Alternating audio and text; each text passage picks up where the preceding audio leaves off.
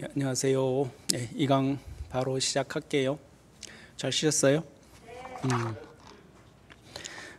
최근에 들어서 가장 많은 강의 시간이 할애된 것 같아요. 사실 할 얘기는 많은데 무슨 얘기를 먼저 해야 될고 오늘 뭘로 할까 고민이 많았습니다. 근데 뭐 아까 처음에 말씀드렸듯이 뭐 큰 욕심 안 내고 최근에 가장 적절한 주제로, 그리고 이미 얘기가 안 됐거나 좀 새롭다라고 생각되는 부분들, 또 아니면 외전으로 생각해 주세요. 외전. 그래서 그 앞으로도 지금 계속 연재가 진행되고 있고요. 그래서 새로운 관심이 있을 만한 좀 더 깊은 얘기들은 이제 차차 여러 가지 경로로 여러분들을 만나뵐 수 있을 거라고 저는 생각합니다.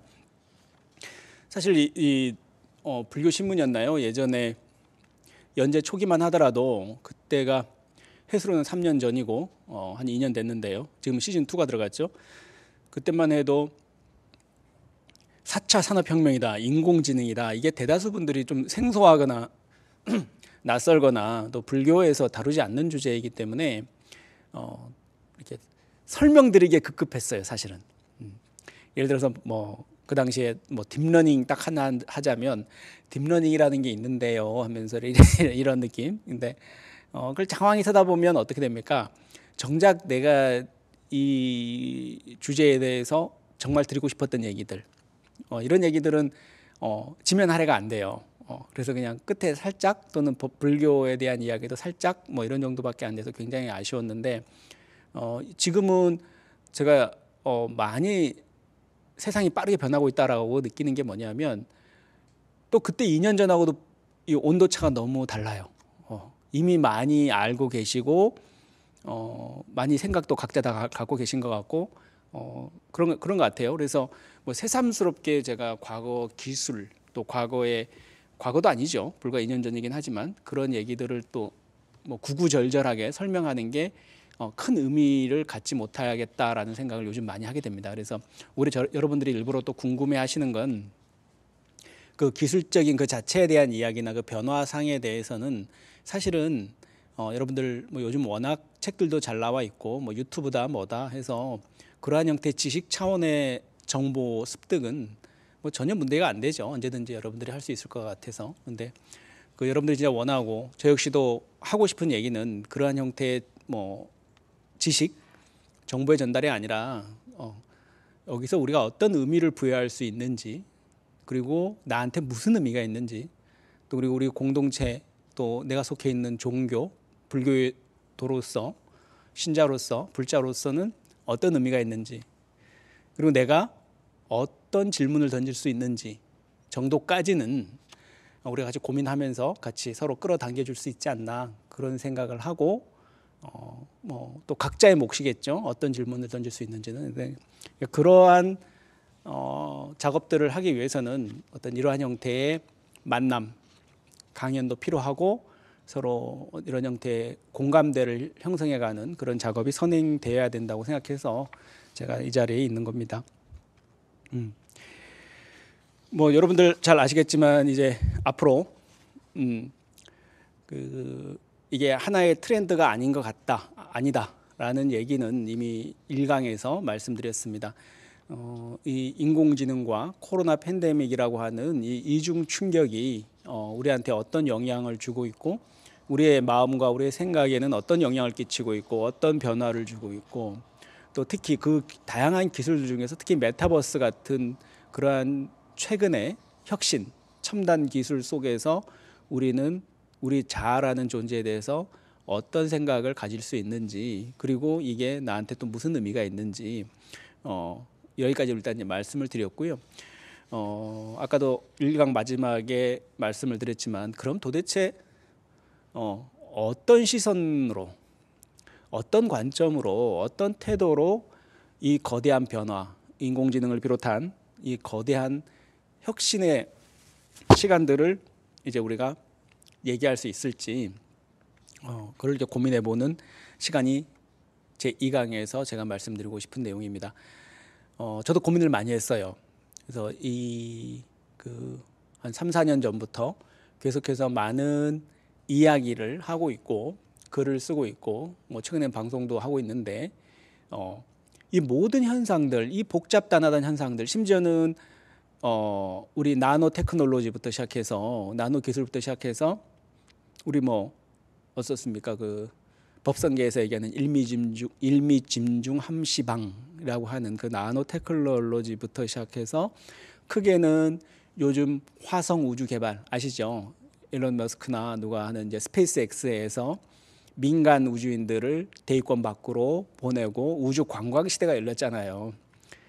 지금 그게 당연한 것처럼 보이지만 저가 인공지능 처음 할 때 그 항공 우주 산업까지 이렇게 포함시키는 일련의 변화까지가 제 바운더리였습니다. 그래서 제가 수업 시간에 3, 4년 전에 이런 인공지능 특강을 자주 했었어요. 해인사 승가대학에서. 그래서 그 3, 4년 전에 제가 보여드리고 싶었던 거는 학인들한테 그 스페이스X에서 그 새로운 로켓을 개발해서 성공하는 영상이 있어요. 뭐 제가 오늘은 예전에 딴 데서 하도 많이 틀어드려 갖고 오늘 일부러 준비 안 했어요. 그런 설명 차원의 강의가 아니기 때문에 그때 그 일론 머스크가 스페이스X에서 어떤 기술을 성공을 시키냐면 벌써 3, 4년이 지났죠.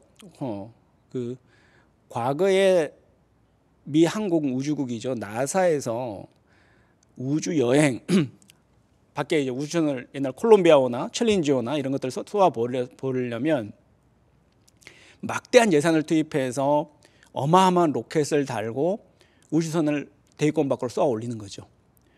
근데 그 예산이 예를 들어서 우리가 생각할 때 100만 원이라면 그 로켓이 차지하는 비중이 거의 10분의 9예요. 9할은 로켓 기술에서 다 잡아먹는 거죠. 로켓 비용, 연료 넣어서 그 우주선을 대기권 밖으로까지 끌어올려서 튕겨 보내줄 수 있을 정도의 힘, 추진할 수 있는 그 로켓을 개발하고 로켓에 연료를 가득 넣어서 보내는 그 기술. 그게 우리가 우주선을 만들고 항공 우주 사업을 한다고 했을 때 대다수의 돈은 거기서 잡아먹는 거죠.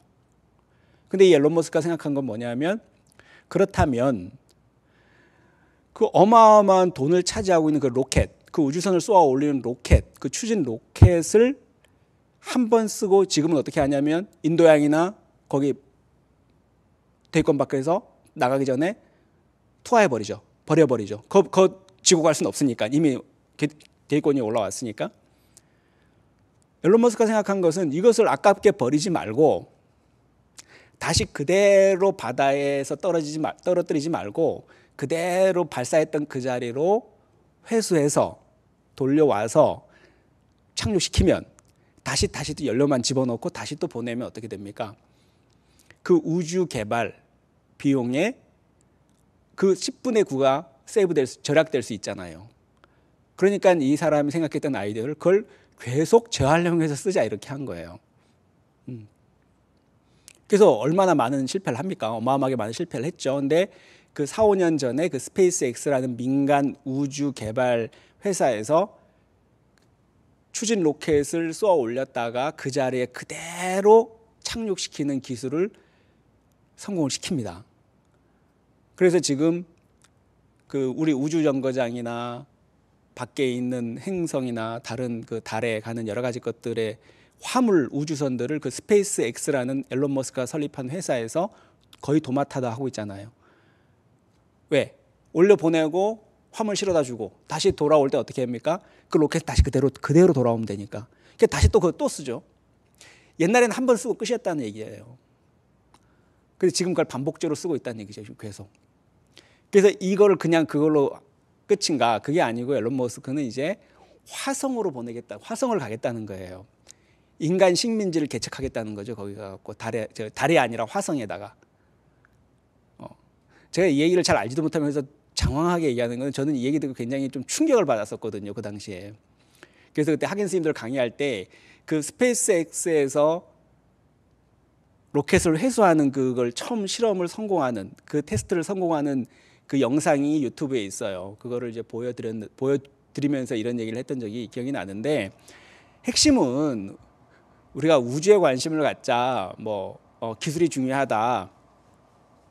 화성에 우리도 가자 이런 뭐 가야죠. 근데 그 얘기를 하고 싶은 게 아니라 그 변화에 주목하라는 거예요. 변화. 부처님께서 재행무상이라고 말씀하셨는데 내가 제가 첫 시간에 굳이 제 어렸을 적 추억까지도 예로 들면서 드리고 싶었던 얘기가 바로 그 변화. 우리가 변하면 항상 변하는 거지 하면서 변화를 관성처럼 이해하는 경우들이 많다는 거죠. 뭐 사람이 태어나서 살다가 늙고 병들고 죽는 거 당연한 거 아닌가? 라고 생각할 수 있지만 우리 석가모니 부처님은 그렇지 않았잖아요. 섬세한 감성으로, 종교적 감성으로, 세상에 대한 연민으로 그게 왜 가능해? 그게 왜 당연해? 왜 그게 태어난 이상 너무 당연하다고 하지만 왜 그게 당연해야 돼? 라고 반문을 하고 의문을 제기하는 거잖아요. 왜 인간이 꼭 고통을 받아야 돼? 그 과정에서? 그럼 그런 고통을 끊는 방법은 없을까? 그리고 그 고통을 넘어서서 고통을 더 이상 받지 않는 방법. 나뿐만이 아니라 우리 모든 사람들이, 나를 알고 있는 사람들뿐만 아니라 모든 생명 있는 무삼들이 전부 다 고통에서부터 해방될 수 있는 방법이 없을까? 그래서 출가하신 거고, 그래서 깨달으신 거고, 그 구체적 방법론이 바로 사성제 8정도에 대한 가르침들이잖아요. 그죠? 근데 제가 드리고 싶은 핵심은 사성제 8정도까지 구체적인 거를 다 제시하지 않더라도 우리는 변화에 대해서만큼은 우리 누구나 다 공감하고 포착할 수 있고 공감할 수 있고 감지할 수 있다는 얘기잖아요. 근데 우리는 어느 순간인가 현대를 살아가면서 기술에 둘러싸여 있고 스마트폰이다 최첨단 기구에 살려 있지만 정작 그 변화의 간극이 만들어내는 파열음, 불꽃, 스파크들은 못 보는 경우들이 있다는 거죠. 너무 관성적으로 당연하다고 생각하는 거죠. 당연하다는 듯이. 두 번째는 그러한 변화가 일부 소수 계층, 특정 국가, 특정 공동체, 특정 개인한테 집중되었을 때 또 불평등이 생겨나고 또 고통이 만들어지는 계기가 될 수 있다는 거죠. 저는 산속에 살고 있는데 우리 학인 스님들이 큰 마음을 먹고 대결심을 하고 산속으로 출가를 해서 살아가면서 은둔하고 그 세상을 등지거나 또 세상의 속세에 관심을 안 두는 것을 출가로 생각하는 그런 학인들한테 그런 얘기를 합니다. 몸은 비록 우리가 이렇게 산속에 들어와서 이렇게 생활하고 있지만 생각하는 것, 바라보는 것, 세상의 변화에 대한 관점들, 시선만큼도 놓치면 안 된다라고 저는 생각을 하고 그 차원에서 그때 스페이스 X의 그 세상이 뒤바뀌는 경험인 거죠. 우리가 기존에 알고 있었던 그 뻔한 형태의 방식 그런 게 아니라 우주 로켓을 저런 식으로도 만들고 또 저 얘기는 결국 언젠가는 또 빠른 시일 내에 우리가 꿈으로만 생각했던 형태이지만 우주 여행도 가능하고 화성도 갈 수 있고 한다는 거죠. 문제는 지금 특정 소수 국가들이 독점해서 문제긴 하지만 핵심은 아까 마치 우리가 모르는 사이에 사람들이 괭이 들고 삽 들고 항만공사할 때 어느 나라는 이미 포크레인 들고 불도저 움직이면서 건설공사하는 그런 상황처럼 우리도 지금 말은 뭐 이렇게 디지털 시대니 IT 강국이니 또는 뭐 하면서 이미 이런 과학기술과 변화에 달통한 것처럼 통달한 것처럼 관성처럼 이렇게 방해를 하면서 나태하게 이렇게 받아들이고 있는 건 아닌지 어떤 자성하거나 또 자극을 주고 싶어서 저는 그런 형태의 우주 개발하는 그런 영상들을 틀었고 우리 친구들이 우리 학인 선생님들이 굉장히 많이 놀라워하더라고요. 산속에 살아서 그런지 다들 순수해져서 그런지 애기처럼 같이 박수 치고 막 보고 그랬어요. 핵심은 그 변화입니다. 변화에 대한 시선, 변화에 대한 태도, 관점을 어떻게 가져갈 것인가. 그냥 뭐 신기하다, 재밌네, 흥미롭네, 변하고 있구나 뭐 이런 데서 끝나는 게 아니라 어떤 관점이 있어야 되지 않겠는가라고 생각을 해서 저도 끊임없이 많은 여러 기술과 종교, 우리 불교에 대한 글을 써오면서 이 모든 것들을 관통하는 이 모든 것을 꿰뚫어내는 형태의 이 현상을 포괄하는 형태의 한 가지 키워드가 뭔가가 있어야 되지 않겠는가, 나 스스로에 대해서 나는 질문을 저는 했습니다. 그래서 했고 많은 고민 끝에 어느 순간 딱 드는 생각이 이 인공지능 시대, 그러니까 4차 산업혁명이라고 하든 뭐라고 하든 이 대변혁의 시대, 인공지능을 중심으로 필두로 한 이 변혁의 시대하고 우리 불교에서 얘기하는 연기법, 이 가치들이 서로 결합하고 융합하는, 통합되는 그런 사유방식, 가치체계, 실천 양식, 이러한 것들을 한 단어로 뭐라고 표현할 수 있을까라고 고민을 했는데, 그래서 저는 이게 떠오른 게 이걸 그냥 합쳐서 AI 부디즘이라고 하면 어떨까라고 생각을 해봤습니다. 그래서 이거는 단순히 AI를 통해서 불교를 본다, 또 불교를 통해서 AI를 본다, 뭐 이런 정도 차원의 문제가 아니라 이러한 그 첨단 과학 혁신 기술이 벌어지고 있는 속에서의 이 변화를 바라보는 우리 불교적 사유 방식, 뭐 무상고 무아가 됐든 연기법이 됐든 그 어떠한 것들이 됐든 이 불교적 사유 방식이 우리 일상생활, 우리 실천 속에서 드러나는 그 모든 것들을 설명하는 그 용어로, 그 단어로 AI 부디즘이라고 이거를 불러보면 어떨까. 그래서 저는 우리가 지금 얘기하는 거는 이 AI 부디즘이라는 개념 속에서 한번 이 변화를 찬찬히 들여다보자. 물론 이 AI 부디즘을 통해서 모든 변화를 다 설명할 수는 없겠죠. 하지만 적어도 다양한 관점 중에 하나일 수는 있겠다라고 저는 생각을 했고, 이제 또 다른 형태의 또 많은 형태의 이런 또 관점들이 있으면 좋겠습니다. 근데 제가 제시할 수 있는 정도는 AI 부디즘이라는 이 단어로 한번 설명해 보고 싶다, 이 변화를. 그렇게 생각했고요. 저는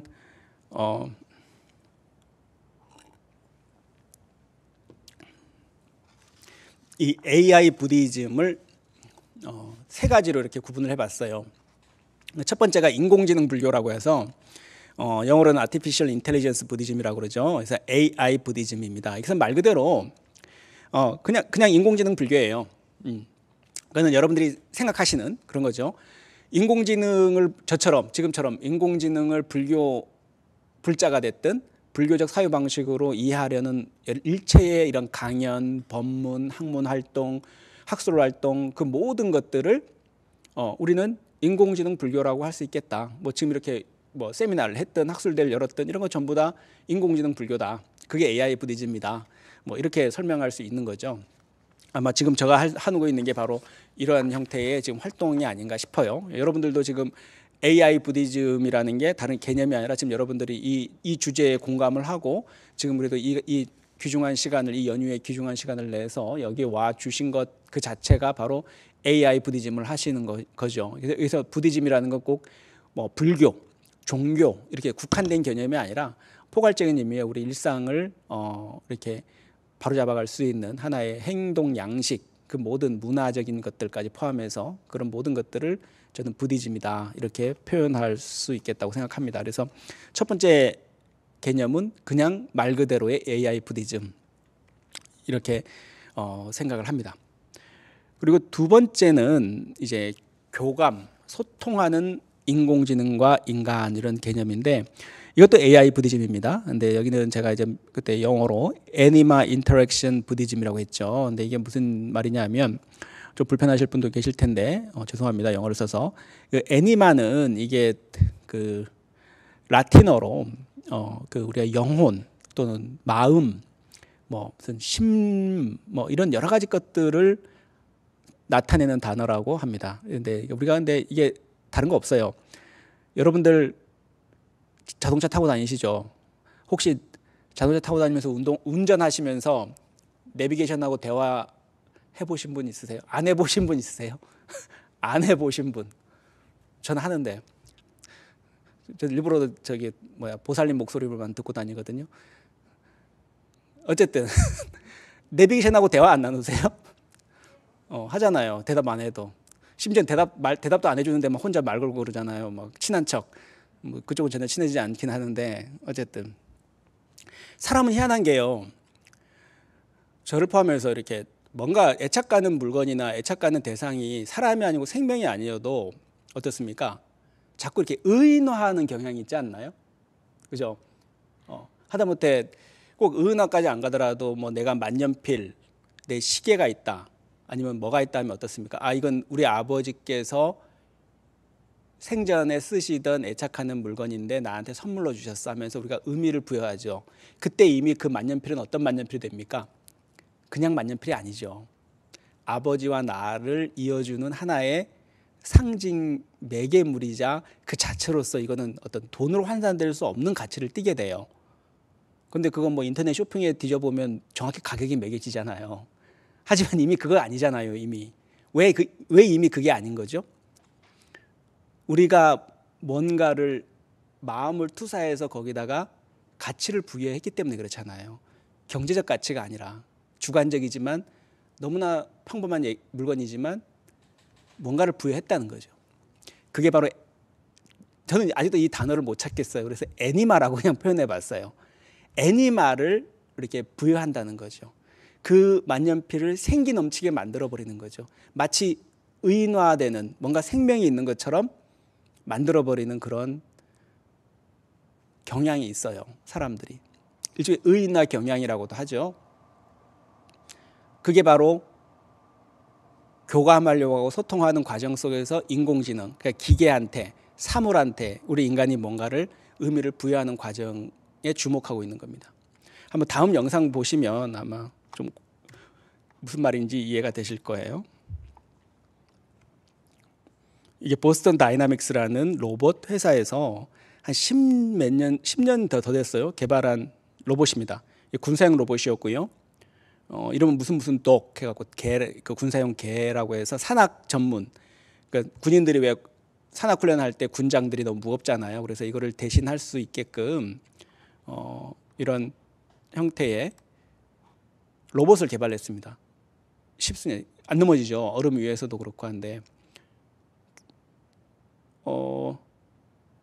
다리가 무슨 거미도 아니고 너무나 정교에 잘 맞. 이게 얼음 위에서도 안 넘어져요. 절대 안 넘어져요. 이게 보스턴 다이나믹스, 이게 10몇 년 전 영상입니다. 최근 영상 아니에요. 그래서 보스턴 다이나믹스가 로봇 기술이 워낙 뛰어나니까 우리 이 정도다, 굉장하다. 그래서 유튜브에 올렸어요. 선전 영상으로. 봐라, 우리 기술에 투자해라. 실제로 잘 나갔었고요. 그 댓글이 막 달려요. 아, 놀랍다, 훌륭하다 막 하는데 어느 순간부터 이상한 댓글이 달리기 시작해요. 여기서 이상한이라는 게 어떤 댓글이냐면 동물 학대다, 동물이 불쌍해요, 왜 때려요, 이런 잔인한 영상을, 막 이런 식인 거죠. 그래서 한번 달리기 시작하니까 걷잡을 수 없는 거예요. 그래서 이 보스턴 다이나믹스는 이 선전 영상을 내려요. 그럼 요즘 유행하는 그 당시 얘기로 이게 뭔가요? 같은 거예요. 도대체 이게 뭔가요?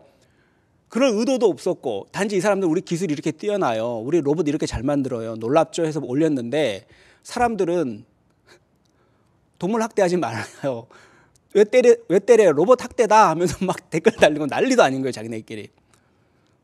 이거 되게 황당한 상황인 거죠.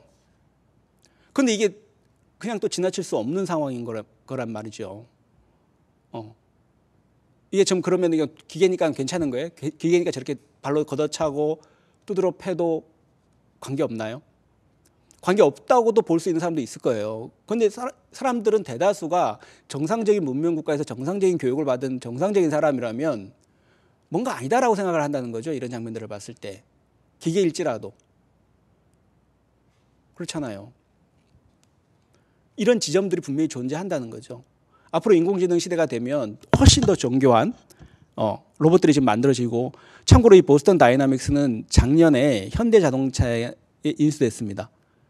1조 원이 넘는 돈으로요. 그래서 지금 현대 그 자동차 공장에서는 이 회사에서 만든 이 친구보다 더 정교하게 생긴 그 로봇 개가 공장을 지키고 있어요. 그 공장 지키는 이제 수혜 아저씨들 전부 아시겠죠? 로봇한테 벌써 다 이제 밀려나게 됐죠. 훨씬 할 수 있다는 거죠. 이 사람들 얘기로는. 그건 딴 얘기인데 어쨌든 핵심은 왜 인간은 인공지능 로봇에 감정이입을 하죠? 심지어 얘는 처음 봤잖아요. 심지어 여러분들도 이거 처음 보면서 지금 막 마음 아픈 사람 분명히 있을걸요. 우리 불자님들은 자비와 연민의 보살들이기 때문에 뭐 눈물을 흘리고, 눈물을 아직 안 흘리시는데 어쨌든 한 2번 보면 눈물 날 거예요. 저래도 되나 싶은 그런 생각이 들죠. 참 인간이 신비해요. 그죠? 핵심은 가만히 있는 기계와 가만히 있는 사물에 기계에 불과한데 거기다가 우리의 애니마, 감정과 감성과 자기의 주관적인 어떤 그런 특성을 자꾸 부여한다는 거예요. 근데 그때 로봇은 이미 누구 얘기처럼 더 이상 로봇이 아닌 거예요. 내 마음을. 지금 내가 여러분들 지금 이거 보세요. 지금 봤죠? 집에 가서 한번 동영상 한번 또 보세요. 또 이 얘기 나올 때마다 느낌이 다를걸요? 왜 느낌이 다른지 아세요? 2번, 3번 과정을 통해서 친밀해져 버렸기 때문에 그래요. 나 저 로봇 아는데 이렇게 된단 말이죠. 근데 또 이런 논의를 했기 때문에 아마 여러분들은 이제 로봇 학대 반대론자가 될걸요, 바로. 나 그거 본 적이 있는데 나 생각해봤는데 그거 안 돼. 절대 안 돼. 아무리 로봇이어도 때리면 안 돼. 이런 식으로 되죠. 아니, 작동 제대로 안 하면은 전원을 내리면 될 것이지 왜 때리고 그래. 이렇게 된다니까요. 이게 사람인 거죠. 이런 부분들을 주목할 필요가 있다는 거죠. 그냥 막연히 인공지능 로봇 신기하네, 재밌네. 근데 또 반대로 제가 내 일자리 뺏으면 어떡해? 옛날 우리 러다이트 운동이라고 아시죠? 얘를 학창시절에 배웠죠. 저 다리 몽댕이를 그냥 딱 어떻게? 2가지 부류가 있겠죠. 어쨌든 그게 바로 애니멀 인터액션 부디즘이라고 한다고 저는 개념을 잡았습니다. 2번째 AI 부디즘의 의미입니다. 그러니까 아티피셜이 아니라 애니멀 인터액션. 이러한 형태로 내 마음의 심상과 의미를 기계와 인공지능과 그 여타의 사물에 투사하는 거죠. 이런 과정들을 우리가 잘 주목을 해서 우리가 연민의 마음을 품든 자비의 마음을 품든 해야 될 거 아닌가 이 얘기죠. 그냥 막연히 인공지능 로봇이라고 해서 우리가 무시하고 외면하고 기계니까 마음대로 됐다도 아니고, 또 그렇다고 그 반대도 중요하죠. 마음을 유일하게 나의 마음을 알아주고 내와 대화 상대가 돼준다 그래서 무조건적으로 또 무작정 마음을 투사해서 집착하고 애착하고 눈물 흘리고 그게 또 인간입니다. 2개 다 뭔가 이상하죠. 외면하는 것도 무시하는 것도 이상하고 집착하고 애착하는 것도 이상합니다. 그래서 중도가 중요한 거죠. 그냥 볼 게 아니고 인공지능 로봇이라 할지라도 우리가 어떤 형태의 중도적 안목, 객관적 거리를 우리가 확보할 수 있는지 고민을 해야 돼요. 그 고민하는 그 개념적 도구가 바로 이 애니멀 인터랙션입니다. 교감, 소통하는 인공지능. 이런 관점으로 좀 가져야 된다는 거죠. 막연히 덤비고 웃고 즐기고 싫어하고 증오하면 안 된다는 거죠. 왜? 아마 우리 주변에 이제 바로바로 계속 이제 인공지능 로봇이 치고 들어올 거예요. 아마 농담이 아니라 중국이나 일본에는 목탁 치는 스님들도 있잖아요, 지금. 스님 목탁 연불하는 로봇. 실제로. 근데 이 친구가 또 상담도 해준대요. 스님들도 이제 이게 다 이제 또 직장 말이 좀 이상하구나. 어쨌든 일자리가 뭔가 역할이 대체되는 거 아닌가? 뭐 어떤 학자들마다 다르지만 뭐 종교인이나 이런 건 뭐 인공지능 시대와도 대체되지 않는다. 뭐 이렇게 얘기하는데 그거는 무슨 근거로 그런 말씀 하는지 모를 것 같아요. 오히려 연불도 더 잘하고, 그죠? 설법도 더 잘하고, 상담도 지금 심리치료는 더 잘해. 왜일까요? 그냥 데이터가 어마어마하게 많으니까. 그때 이거 아주 예전 얘기인데요. 영화 허라는 거 보셨죠? 혹시 영화 허 아세요? 허? 모르시면 다음에 시간 날 때 한번 보시고. 근데 그 남자 주인공이 그 인공지능 그 알고리즘하고 사랑에 빠져요. 그 회사에서 제공하는 그런 스토리 좀 아시잖아요. 그죠? 근데 그 인공지능 여성하고 주인공 남자 주인공하고 사랑에 빠지지 않는 게 이상하죠. 인공지능의 관점에서 보면. 왜? 주인공의 모든 성향에 대해서 수십만 수백만 명의 남자의 심리에 모든 원하는 바는 거기 데이터로 다 입력돼 있거든요. 그래서 그 사람의 특성과 사회적 배경과 출신 배경과 모든 성향을 전부 데이터로 갖고 있어요. 그래서 그 사람이 듣고 싶은 이야기들, 그 사람이 원하는 것, 원하는 문화적 예술적 취향, 심지어 성적 취향까지 전부 다 맞춰줄 수 있는 거예요. 무조건 좋아하게 될 수 있다니까요. 그건 왜요? 인공지능이 데이터를 갖고 있으니까. 빅데이터를 갖고 있으니까.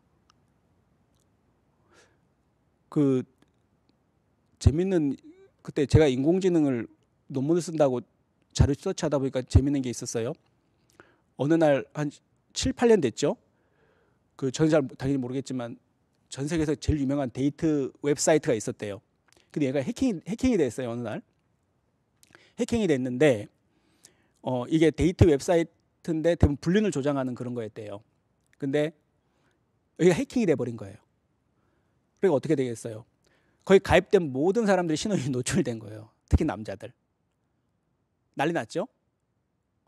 근데 더 황당한 건 뭐였냐면요. 그 데이트 웹사이트를 주관하는 그 상대 여성이었을 거라고 생각하는 그 가입자들이 실제 가입자들이 아니었고요. 전부 인공지능이었대요. 근데 중요한 건 거기 가입된 남자들이 그게 인공지능인 줄 몰랐다는 거예요. 전혀. 이만큼도. 조금도. 그게 7, 8년 전 얘기예요. 지금 인공지능 기술로 얘기하면 아주 신석기 정도 수준의 인공지능이 그 돈으로 유료화 상용화될 수 있을 정도 수준의 인공지능이 그렇다는 거죠. 지금은 어떻게 했어요?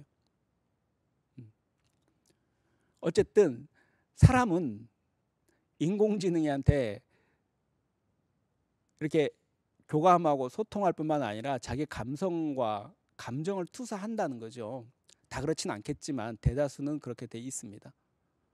근데 이 지점을 정확히 우리가 간과해서는 안 돼요.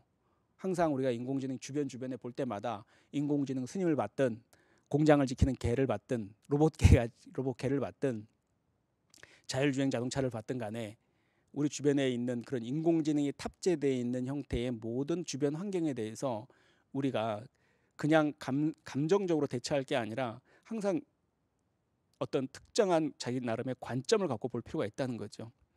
그러기 위해서 제가 제안하고 싶은 것은 이 AI 부디즘이라는 개념 틀 속에서 한 번 정도는 잠시 멈추고 볼 수 있을 정도의 지혜가 있었으면 좋겠다. 이 말씀을 드리는 겁니다. 그리고 세 번째는요. 마지막인데요. 상호 의존하는 인공지능과 인간이라는 개념입니다. 이건 애니메이티드 인터디펜던스 부디즘입니다. 이건 좀 학술적인 느낌으로 가서 좀 죄송합니다. 이 애니메이티드라는 것은요. 여러분들 애니메이션 알죠? 애니메이션. 만화 영화 우리 애니메이션 알죠? 애니메이션이 거기서 이제 애니마라는 말이 나온 건데요. 그 애니메이션이라는 게 원래 낱장의 그림들이잖아요. 낱장의 그림들을 이어붙여서 움직이게 하면 마치 그 낱장의 그림들이 연결되면서 활동하는 움직이는 영상처럼 보이는 거잖아요. 우리 영화가 바로 그런 원리죠. 우리 어렸을 때 책 모서리에 그런 장난 안 쳐보셨나요? 막 말 달리는 그림 그리고 다들 공부만 집중하셨나고. 하여튼 저희는 그런 장난 많이 했거든요. 그 책 귀퉁이에다가 막 말 달리는 그림 그려갖고 움직이게끔 만들고 그게 애니메이션을 만드는 거죠. 근데 거기다 생기를 불어넣는다는 뜻이죠.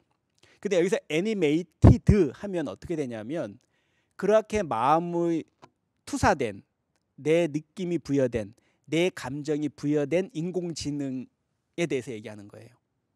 그러니까 이미 내 마음이 가 닿은 거죠. 그 자율주행 자동차에 그 아까 로봇 거미 로봇 같이 생긴 것 짐꾼 로봇 이미 여러분들은 마음을 줬어요. 그 로봇한테 몇 번 반복적으로 보면서 그러면 그 애니메이티드 되어진 이미 그 마음이 투사된 그 인공지능 로봇은 그냥 그 사랑만 받거나 미움만 받고 가만히 있을까요? 인공지능의 핵심은 리액션이에요. 대응하고 반응하는 거죠. 우리가 인공지능을 이용하는 이유가 뭐예요? 반응을 잘하니까 이용하는 거죠. 사람보다 더 잘해주니까. 왼쪽으로 틀어 말만 했는데 잘 틀고요. 자식한테 얘기해 보세요. 야, 오늘 날씨 어떻대 물어봐요. 한참 있다가 두 번 세면 악다구니를 써야 겨우 그거 찾아봐 이렇게 대답 그까지 얘기 안 해주잖아. 인공지능은 어떻게 할까요? 바로 얘기해 주죠. 낭낭하게 원하는 목소리로. 누가 더 이뻐요? 처음은 그럴 수 있어요. 두 번, 세 번 반복돼 보세요. 인공지능하고만 대화하죠. 왜? 내 마음을 알아주는 건 그래도 너밖에 없구나라고 하면서 우리 할머니도 그렇게 하거든요. 실제로 그 인공지능 스피커 보고 그렇게 해요. 이따 보여드릴게요. 애니메이티드 되어진 이미 감성이 투사되고 의미가 부여되어진 사물들은 인공지능이 가만히 있는 게 아니라 다시 반응을 해주면서 우리를 또 반응을 하게끔 만들어줘요. 서로 어떻게 됩니까? 의존하는 거죠. 최근에 인공지능 스피커가 많이 보급되고 있는데 그 최근 인공지능 스피커에서는요, 얘기하다가 갑자기 쓰러지거나 그죠? 또 대화가 갑자기 끊기거나 하면 그걸 자동으로 119 우리가 하는 응급 신호로 판단해서 의료기관에 전화를 걸 수 있는 그런 인공지능 시스템도 지금 돼 있어요. 그러니까 어르신들 이렇게 인공지능 시스템 되게 좋아하시기도 하지만 실제로 그 우리나라에서 있었던 일이에요. 실제로 그 구조 신호를 해갖고 인공지능에다가 할머니가 병원에 불러달라고 해서 바로 그걸 병원에 연락을 해서 갑자기 쓰러지셔갖고요. 그래서 와서 119에서 병원에 모셔간 적도 있다 그래요. 실제로 그렇습니다. 우리나라에서요. 근데 그때 인공지능은 이미 그 할머니한테 우리 인간한테 우리가 생각하는 형태의 그냥 인공지능이라는 말도 안 붙여요. 다 애칭으로 부르지. 그렇잖아요. 여러분들 여기 지금 반려묘, 반려견 키우시는 분들 상당수가 있을 텐데 그런 분들한테 네 집에 키우는 개, 고양이 이렇게 얘기하면 엄청나게 화나죠. 그 되게 몰상식한 얘기잖아요. 그죠? 이미 그 사람은 패밀리예요. 가족이란 말이에요. 일원이란 말이에요. 또 그렇게 대상화시켜서 얘기도 안 해요. 우리 누구 그 이름을 딱 부르지. 이미 하나의 존재로서 엄연히 대우받고 있는 거죠. 어느 종교학자는 예전에 그런 말을 하더라고요. 인간의 역사라는 것, 인간의 현대화, 문명화의 역사라는 것은 그 애착하는 그 대상의 범위를 확대돼가는 과정에 있다. 이 얘기는 뭐냐면 과거의 동물은 동물이었어요. 물건이었어요. 심지어 물건만도 못한 존재였을 때도 있었죠. 근데 인간이 문명화되고 인간이 어떻게 됩니까? 인류 보편의 문명화가 진행되면서 어떻게 되죠? 동물의 권리, 동물의 존엄성, 이 얘기를 한 지가 한 100년 전 되나요? 아니에요. 여러분 다 아시잖아요. 또 우리나라도 최근에 한 20, 30년 전부터 시작되면서 심지어 우리나라가 얼마나 그렇게 비난 많이 받습니까? 우리 종교적으로 당연히 살생한다고 해서 당연히 안 될 일이지만 개고기를 먹네 뭘 먹냐면서 별 얘기를 많이 국제적으로도 수모를 많이 당하고 있거나 지금도 그렇게 오명을 쓰고 있잖아요. 과거엔 그랬다는 거죠. 근데 지금 우리나라에서도 그렇게 합니까? 또 그런 태도로 아마 개나 고양이 당했다가는 아마 이 사회에서 매장될걸요. 그렇죠. 그만큼 개가 고양이들이 동물 뭐라고 해야 되죠? 동물은 인권이 아니죠. 어쨌든 동물의 권리를 그 사람들이 시위를 해서 얻어낸 건가요? 걔들이 여의도에 나와서 시위했나요? 아니잖아요. 인간의 문명화가 진행됐고 인간의 인류 보편적인 형태의 세상을 보는 관점, 동물을 우리 같지 않은 인간 종이 아닌 종에 대해서 보는 시선들과 태도들이 달라지기 시작하면서 그 사람들에 대해서 학대하는 것도 범죄가 되고 함부로 하는 것도 사회적으로 굉장히 몰상식한 행위로 이제 간주가 되는 겁니다. 이미 이제 우리나라에서만 해도 그건 상식이잖아요. 그건 너무나 당연히 그렇게 해야 되는 거고. 근데 그게 어느 한순간 옛날 과거에 우리 그러지 않았잖아요. 지금 우리 인공지능도 똑같은 수준을 밟을 가능성이 아주 높죠. 아무리 기계라 할지라도. 우리 이제 인류 보편적인 그런 수준, 그런 대상을 보는 연민의 관점, 이러한 것들이 단순히 옛날에 뭐 기계인데 뭐 좀 무슨 좀 파손 좀 하기로서니 기계인데 뭐 옛날엔 그랬을걸요. 아 뭐 개인데 뭐 동물인데 뭐 어때 이렇게 했을 거라고요 과거에는. 근데 인공지능이나 기계도 마찬가지로 이제 이미 우리가 애니마를 부여하고 우리의 감성을 부여하고 의미를 부여하고 또 그 반대로 이미 그런 감성과 의미가 부여되어진 것들이 반응을 한 걸 우리가 받는 과정은 서로 교감하고 소통하면서 서로 어떻게 합니까? 의존하게 되는 관계가 되죠. 우리 부처님께서 얘기했던 영기법의 관점.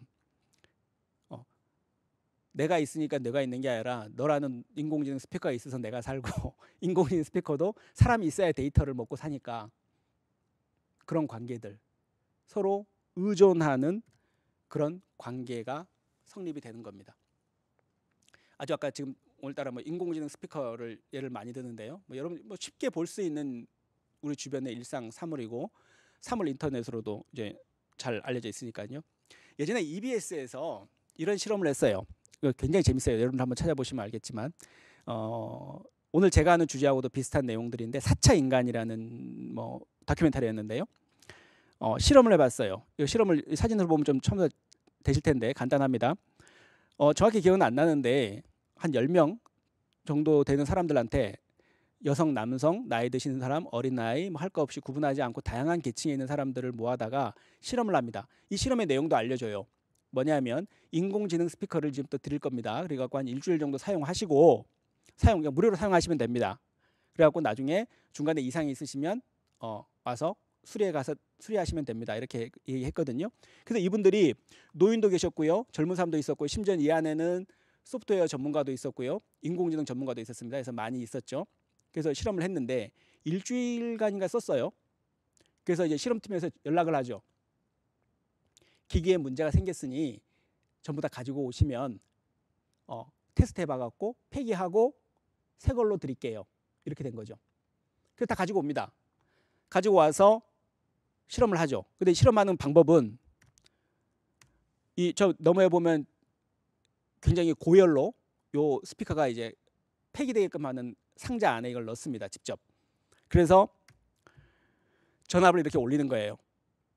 올려서 자기가 일주일 동안 사용했던 스피커를 폐기하게 하는 거죠. 그런 실험을 하는 거예요. 그러면서 가져왔죠. 근데 이 스피커들을 어떻게 했습니까? 이 피실험자들이 일주일 동안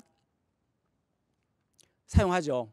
할머니도 그렇고 젊은 애들도 그렇고 처음엔 다 어색하죠.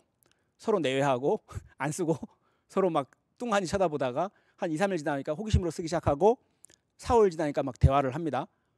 그러다가 6일, 7일 되니까 아주 대화를 많이 해요. 또 서로 즐거워해요. 웃으면서. 근데 일주일 지나서 다시 다 가져오래요. 가져갔죠. 문제가 있대요.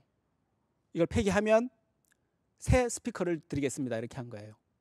그래서 직접 여기 넣고 이렇게 전압을 단계적으로 올려가면서 폐기하라고 한 거죠. 왜요? 기계잖아요. 여러분들이 쓰는 컴퓨터, 카메라, 스피커, 기계잖아요. 그냥 조금 비싸거나 똑똑한 정도? 본질은 기계. 놀랍게도요. 여기 참가자들 중에서 압도적 다수 3분의 2가 이 게임을 포기하거나 폐기 안 합니다. 심지어 우는 사람도 있었고요. 그 우는 사람 중에서는요, 소프트웨어 전문가, 그러니까 이 인공지능이 어떤 메커니즘으로 움직여서 어떻게 작동되는지에 대해서 잘 알고 있는 박사도 자기하고 단지 일주일 동안 얘기를 나누고 감성을 부여받았다는 이유만으로 이 스위치를 올리는데 주저해요. 그러다 막 울기도 해요. 대부분 사람들이 10명 중에 70%가 이거 안 하면 안 돼요. 안 하셔도 됩니다. 다 포기해요. 안 해요. 폐기 안 해요. 압도적 다수가 폐기 안 합니다. 딱 일주일 정도 같이 생활했을 뿐인데 이미 애니마를 줬고요. 소위 말해서 마음을 줬고 또 그 이미 마음을 받은 애니메이티드 되어진 인공지능 스피커가 반응을 하면서 서로 둘 사이에 두 인공지능과 인간 사이에 교감하고 소통하다가 상호 의존하는 관계가 된 거죠. 그 짧은 시간 안에. 그래서 분명히 기계단 말이에요. 분명히. 우리가 지금까지 학습하고 우리 문명권에서 배워왔던 방식으로 따지면 기계에 불과해요. 엄연히. 근데 누구도 예 알겠습니다. 폐기 버튼을 누르겠습니다. 그렇게 쉽게 하는 사람이 정확히 27%밖에 안 됐다 그럽니다. 근데 정반대로요. 일주일 동안 상황 그런 거 없이 여러분들 지금 이 상태에서 그대로 실험실에 데리고 가갖고 자 저거 고장 났는데 폐기 버튼 눌러주시면 새 스피커로 돌려드릴게요 하면 어떻게 되는 줄 아세요? 90%, 91%가 다 그냥 다 눌렀대요. 그냥 왜? 교감의 과정이 없기 때문에 이건 기계다 이거예요. 그냥 다 눌렀어요. 바로. 우리도 그럴 걸요 아마. 기계인데 뭐 새 거 준다는데 뭐. 근데 문제는 교감의 과정을 걷고 교감의 시간이 지난 다음에 사람들의 방식은 너무나 다르다는 거죠. 쉽사리 못 눌러요. 자 그럼 얘기를 바꿔볼까요?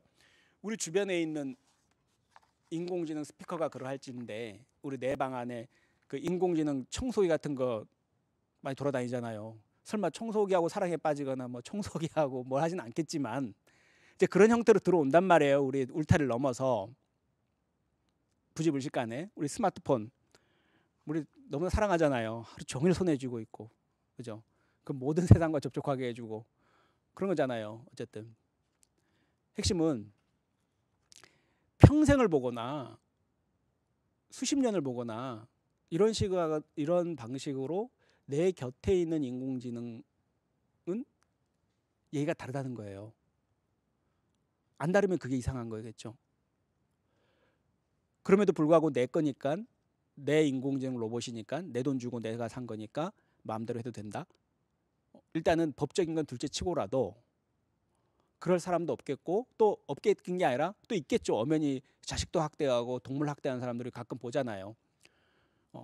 그런 사람들의 그런 학대에 대한 처벌 근거들은 지금도 하나씩 다 마련되고 있긴 한데 아마 로봇도 인공지능 로봇도 이제 그런 수순을 밟아가게 될 확률이 높겠죠. 근데 핵심은 우리가 어떤 시선으로 볼 것인가라는 관점인 거죠. 그래서 저희들이 볼 때는 우리 불자들의 관점에서 최소한 인공지능 로봇이나 인공지능 기기들 앞으로 닥쳐올 형태의 인공지능 시대에 우리 주변 일상 속에 다가와 있는 이러한 형태의 인공지능에 대해서 그냥 그때그때 감정대로 흘려서 좋고 나쁘고 새로운 신차 바꾸듯이 또는 새로운 스마트폰 바꾸듯이 어떤 그런 쪽으로 갈 문제가 아니라 우리가 어떤 형태로든 간에 관계를 맺게 되고 서로 상호 의존하게 될 수밖에 없는 개체라는 거죠. 그래서 제가 볼 때는 이러한 변화 속에서 다가오는 우리 일상의 현실들을 보는 관점으로서 이 AI 부디즘이라는 용어를 이 개념을 가지고 한 번쯤은 주변에 뭔가 이 인공지능 기기를 접할 때마다 한 번쯤은 생각하고 한번 좀 돌이켜보는 그런 시간들이 필요하지 않나 이렇게 생각합니다.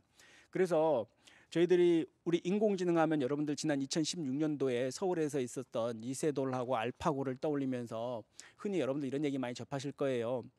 이제 인공지능은 논리적, 합리적 연산이나 계산 능력은 인간을 앞설지 모르겠지만 인간 감성은 따라잡지 못할 것이고 그래서 인공지능은 한계가 있을 것이다. 뭐 이런 얘기들 많이 하는데 실제는 지금 인공 감성 로봇까지 지금 그 흉내내는 거죠. 그런 단계까지 지금 진입을 했고요. 일본에서도 그렇고 우리나라도 좀 그 효도리, 그러니까 일본에서도 파로라는 그 물개 형식으로 한 귀엽게 생긴 로봇을 양로원에 보급해갖고 그 양로원에 있는 노인분들이 굉장히 많이 심리적 정서적 위안을 얻고 여러 가지 뭐 자살 충동이나 또 여러 가지 겪게 되는 여러 가지 문제들에 대해서 굉장히 완화되는 효과를 많이 보고 있다 그럽니다. 그래서 그 인공지능 파로 로봇을 만든 회사에서는 계속해서 어떻게 하면 인간의 감성을 위로하고 감성적으로 그런 것들을 서로 상호 교감할 수 있는 로봇을 만들까 그걸 고민하고 있고요. 지금 상당 부분 그런 연구들은 진전이 된 상태입니다. 우리 강아지도 똑똑해서 우리 뭐 주인들 보면 표정 변화 다 알아맞춘다고긴 하잖아요. 그러면 근데 또 그 와중에도 사람하고 똑같아 갖고 또 눈치 없는 강아지나 뭐 이렇게 고양이들은 여전히 있죠. 그래서 계속 야단도 맞고 막 하긴 하는데 어쨌든 그거를 이 반려 로봇이 더 잘할 수 있습니다. 왜냐하면 안면 인식 기술을 통해 갖고 아까 딥러닝 말씀드렸죠. 테슬라를 움직이는 형태의 그 기술을 통해서 좀 게으르고 아무 생각 없는 경우에 따라서는 반려묘나 반려견보다도 훨씬 더 인간의 표정 변화와 감성을 기분 상태를 잘 맞춰서 더 대응을 잘해주면 아마 사람들은 반려묘를 주변에 앉히는 것보다 반려 로봇을 구매하는데 망설임이 없겠죠. 아마 이제 그렇게 되면 이제 반려묘들도 개나 고양이도 아마 또 실직자가 될 상황이 될 겁니다. 자, 그래서 어쨌든 우리는 어쨌든 이렇게 교감, 상호 의존하는 그런 관계에 있다. 그래서 그걸 통칭하는 게 AI 부디즘이다. 정리하자면 AI 부디즘은 인공지능 불교 그 자체를 얘기하기도 하고, 두 번째 아까 쭉 설명드렸듯이 아까 그 로봇 거미처럼 생긴 로봇 기억하시면 되죠. 우리가 교감하는 인공지능과 인간, 그 두 번째 애니마 인터랙션 부디즘이라는 그 두 번째 개념으로도 봐야 되고, 세 번째 애니메이티드 인터디펜던스 부디즘 해갖고 상호 의존하는 인공지능과 인간이 세 번째 개념. 그러니까 이 AI 부디즘은 세 가지 개념이 있다. 그래서 이렇게 우리가 인공지능을 바라보면 우리가 조금은 객관적으로 시선을 확보할 수 있지 않을까, 그런 제안을 드립니다. 마지막으로 이 개념을 정확히 말씀드리면 인공지능을 통해 불교를 단순히 아까 말씀드렸지만 종교나 전통으로만 꼭 봐야 된다 이게 아니고 우리 일상 속에서 발견되고 발전될 수 있는 삶의 양식의 하나다. 그게 바로 AI 부디즘이다. 이렇게 제안드리고 싶고요.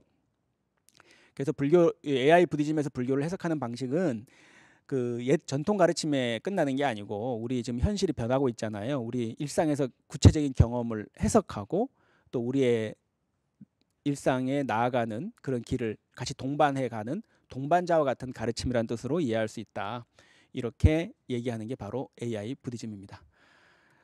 자, 이상으로 우리 AI 부디즘에 대한 개념, 즉 우리 인간이 앞으로 우리 불자로서 우리 인공지능을 어떤 시선과 태도로 바라봐야 될 것인가라는 물음과 의문에 대해서 한번 이러한 관점이면 어떻을까, 그 관점을 제시한 게 바로 AI 부디즘이라고 저는 제시해 봤습니다. 그래서 이런 관점으로 우리 인공지능 시대를 한번 보는 그런 관점과 태도를 한번 가져보시기 바랍니다. 제 3강에서는 그러면 우리 디지털 대항해 시대라고 하는 앞으로 포스트 코로나 이후의 시대에 대해서 우리가 어떤 태도로 살아갈 것인가, 그 얘기를 한번 전망해 보고 또 간단하게나마 우리 일상에서 할 수 있는 우리가 인공지능 시대, 이 디지털 시대에 휘둘리지 않을 수 있는 다양한 형태의 스킬이라 그럴까요?